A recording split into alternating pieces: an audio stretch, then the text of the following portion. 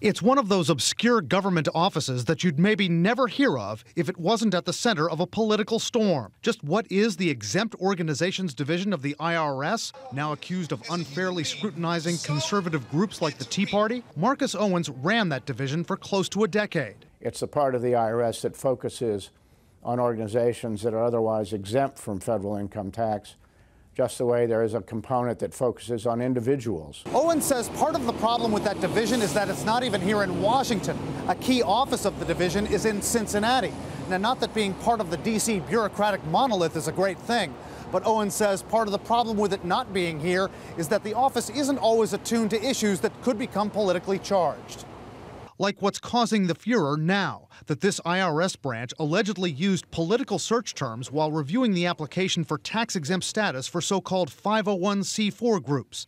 Those groups have mushroomed since the 2010 Citizens United decision by the Supreme Court, which allows groups to get that tax-exempt status and raise money as long as their main purpose is not targeting candidates. There are some of these that are deceptive, correct? There are actually many that are deceptive. The vast majority of 501c4s are indeed legitimate social welfare organizations.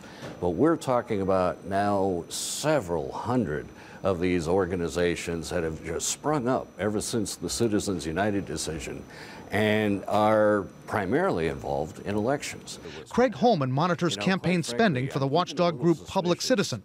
He says the IRS should scrutinize these groups because many, like the conservative Crossroads GPS and the liberal group Priorities USA, portray themselves as social welfare organizations but spend billions on ads like this. But President Obama has a plan to help.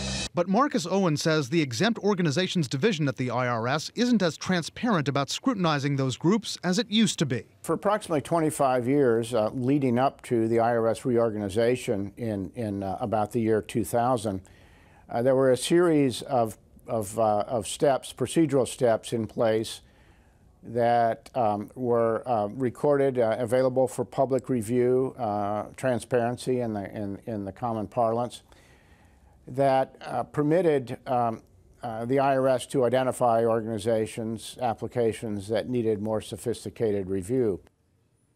Owens says those so-called tripwires were eliminated in the early 2000s in the name of efficiency when the IRS reorganized. We called and emailed the office of Lois Lerner, who's head of that Exempt Organizations Division, to get response to what Owens said about those safeguards being taken away. We didn't hear back.